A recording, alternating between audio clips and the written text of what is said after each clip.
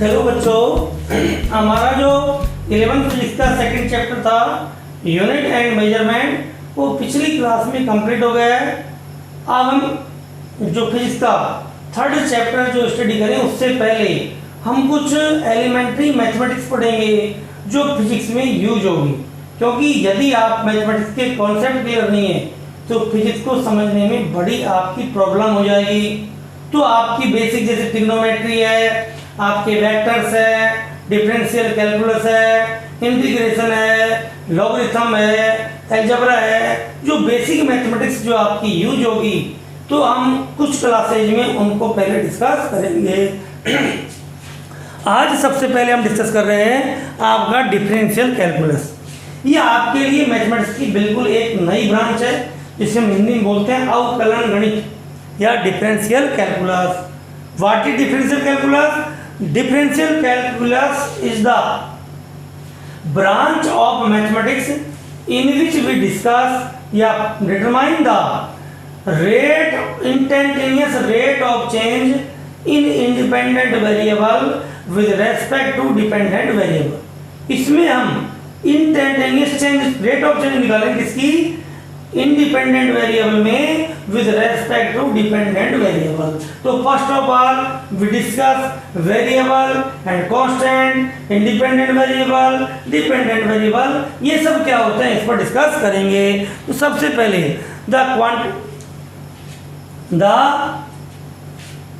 In the base of change of any physical quantity, the physical quantities are two type, first constant and second variable, जिसे हिंदी में बोलते हैं चर और ये बोलते हैं चर। तो कांस्टेंट, अब कांस्टेंट भी आपके दो टाइप के हो सकते हैं। कांस्टेंट वो क्वांटिटी है जिसकी वैल्यू टाइम के साथ चेंज नहीं होती। सपोज करिए जैसे पाई है, व्हाट इज पाई?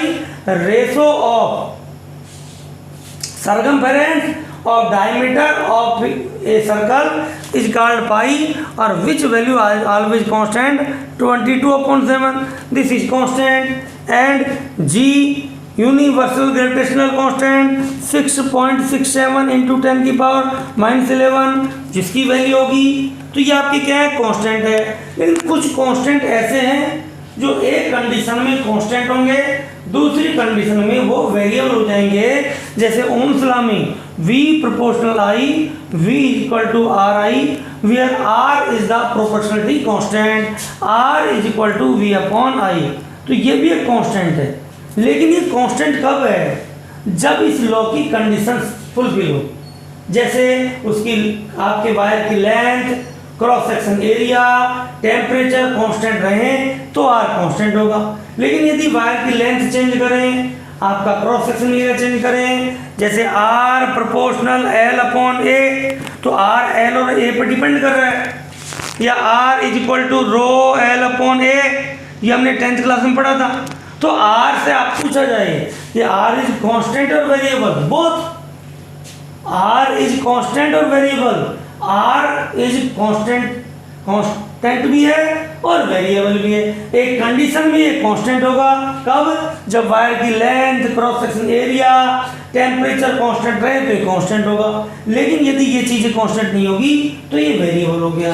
तो आपके ये तो हो गए कांस्टेंट। तो कांस्टेंट क्वांटिटी वो है जो टाइम के साथ चेंज नहीं होगी। अब आता है variable.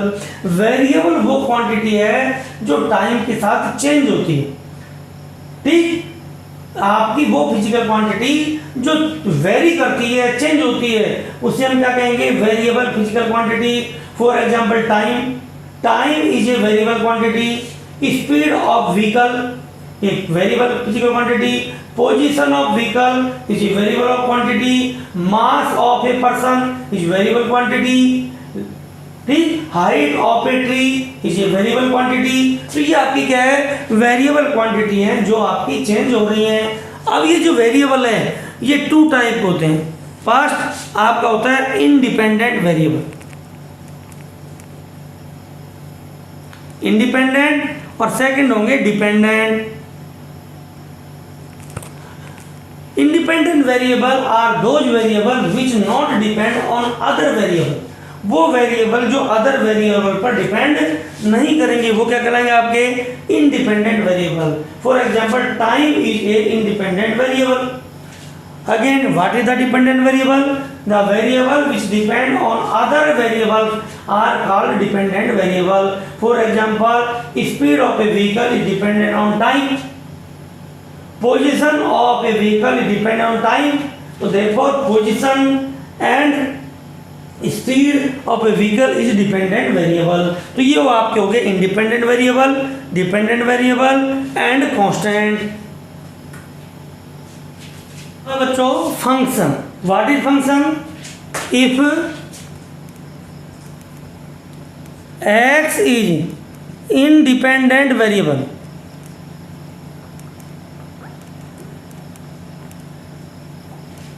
And y is dependent variable,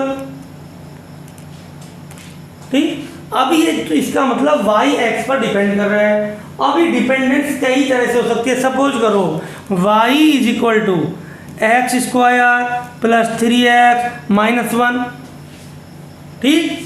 this means when vary x then the in vary in y value, ठीक। अब देखिए इसको हम 10th क्लास में पॉलिनोमियल बोलते हैं, इस तरह लिख सकते थे P x is equal to x square plus 3x minus 1।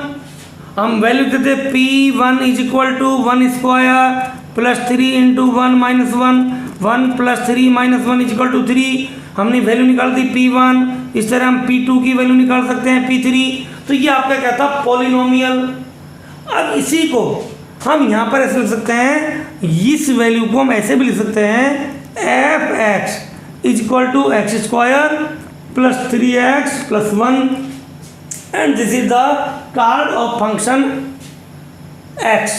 तो ये आपका ये जो पॉलिनोमियल है ये क्या है? x का फंक्शन है, ठीक। ये आपका रिलेशन भी और फंक्शन भी।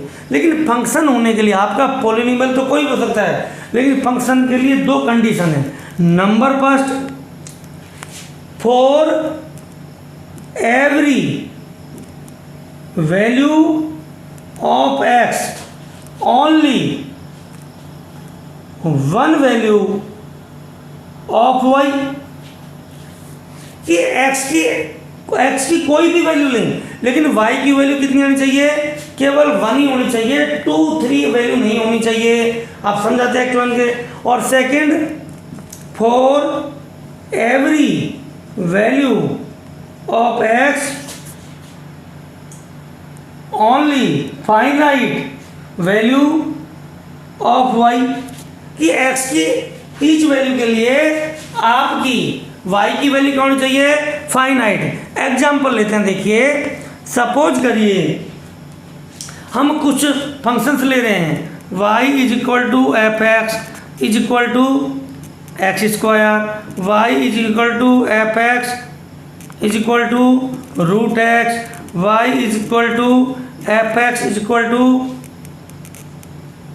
2 upon x minus 2, y is equal to F x.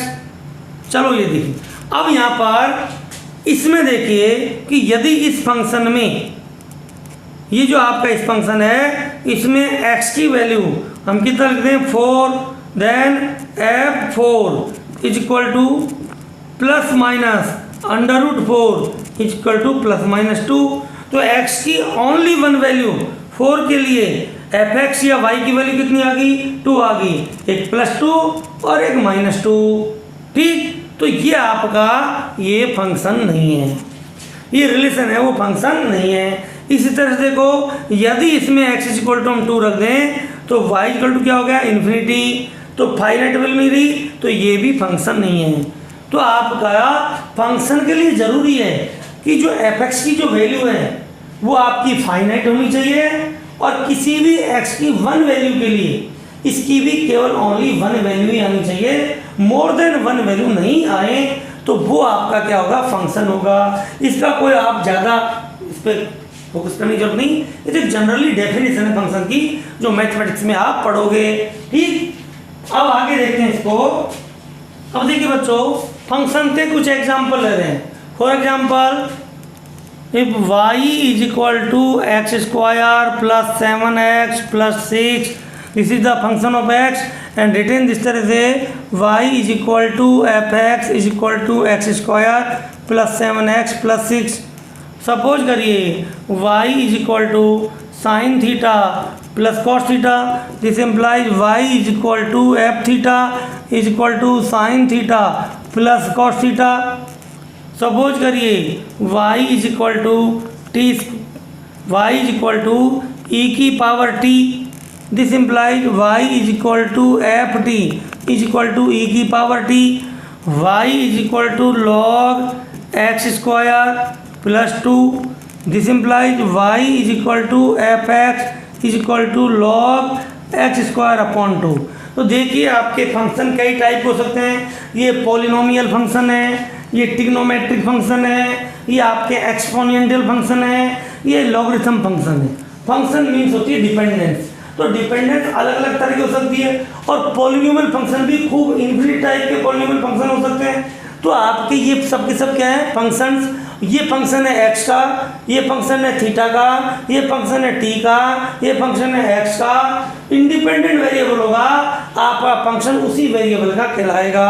तो ये तो आप क्या हो गया फंक्शन। अब हम बात करते हैं आपके नेक्स्ट टॉपिक पर आते हैं। देखो बच्चों, क्योंकि हमें मेन तो डिफरेंशिएशन पे जाना है, तो हमने क्या पढ़ लिया, what is the variable, what is independent variable and what is the function. Now we discuss average change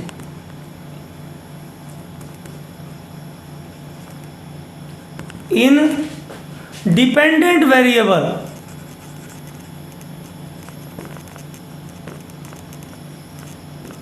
with respect to independent variable।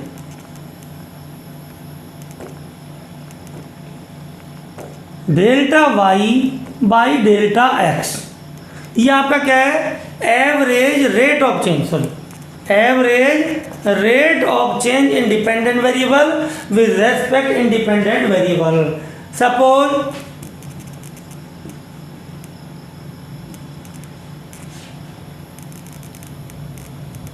y is a function of x, ठीक, अब किसी भी टाइप का फंक्शन हो सकता है। Therefore y is equal to F x, equation number 1, y is the function of x। अब ध्यान दीजिए बच्चों, यदि आपके किसी वेरिएबल की पहले वैल्यू कितनी थी x1 और बाद में इंक्रीज होकर वैल्यू कितनी होगी x2, तो चेंज कितना हुआ, चेंज हो गया x2 माइनस x1। इसको हम लिखते हैं change in variable delta x और डेल्टा x। कहीं आपको इस तरह इसको डेल्टा पढ़ेंगे, ये डेल्टा या डेल्टा, तो what is delta, delta is the change, delta x means change in x, delta y means change in y, delta t means change in t, तो डेल्टा मीन्स चेंज, ठीक। अब suppose करिए कि आपका जो independent variable है उसकी value है कितनी, x। अब इसकी वैल्यू पहले x थी और बाद में चेंज हो कितनी होगी, x प्लस डेल्टा x, ये आपका चेंज है। जैसे देखिए x2 minus x1 is equal to delta x, तो x2 इक्वल टू क्या होगा, x1 प्लस डेल्टा x, ये आपका चेंज, इसमें ऐड कर दें तो आपकी नई वैल्यू हो जाएगी। तो पहले x की वैल्यू कितनी थी, पहले x था, हमने कितना चेंज किया, डेल्टा x, तो इंडिपेंडेंट सपोज करिए यहाँ पर वैल्यू कितनी थी y, तो वैल्यू कितनी हो जाएगी y प्लस डेल्टा y, ठीक। ये y इक्वल टू क्या हो गया, एफ एक्स, तो ये इक्वल टू क्या हो गया, F x plus delta x, क्योंकि x की वैल्यू जो रखेंगे वही y की वैल्यू आएगी, ठीक। If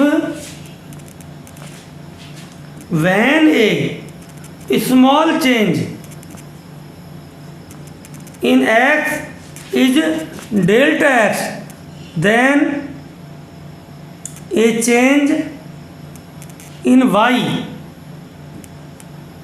is delta y, then y plus delta y is equal to f x plus delta x, equation number 2। यदि जब वैल्यू इंडिपेंडेंट वेरिएबल की वैल्यू x है तो डिपेंडेंट कितनी है y। जब इंडिपेंडेंट को हमने इंक्रीज कर लिया x प्लस डेल्टा x कर लिया तो डिपेंडेंट की वैल्यू कितनी होगी y plus delta y। Subtract equation 1 in equation 2 से इक्वेशन 1 को सब्ट्रैक्ट करें y plus delta y minus y plus delta y minus y is equal to F x plus delta x minus f x y cancel delta y is equal to F x plus delta x minus f x divide both side by delta x तो delta y by delta x is equal to F x plus delta x minus f x upon delta x। This is the called average rate of change in dependent variable y with respect to independent variable x। तो ये आपकी average rate of change कहलाएगी। तो ये क्या है average rate of change. ठीक अब आपका डिफरेंस क्या है इंस्टेंटेनियस क्षणिक तत्काल। तो आपकी इंस्टेंटेनियस चेंज कब होगी कि जब आपके इंडिपेंडेंट वेरिएबल डेल्टा एक्स का जो चेंज है ये बहुत ही स्मॉल हो टेंड्स टू 0। तो अब वो बात करते हैं एवरेज की जगह क्या लिखें instantaneous.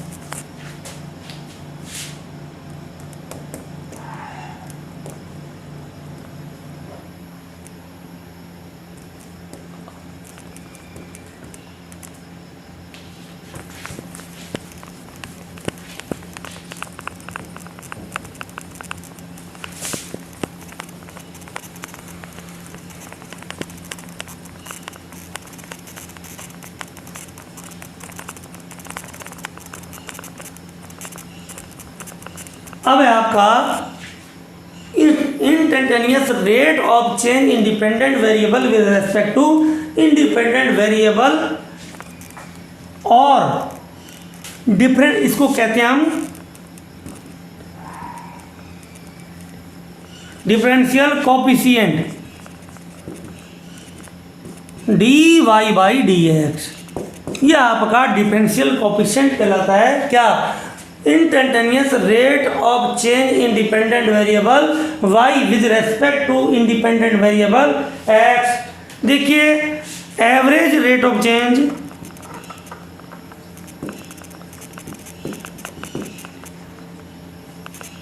Delta y by delta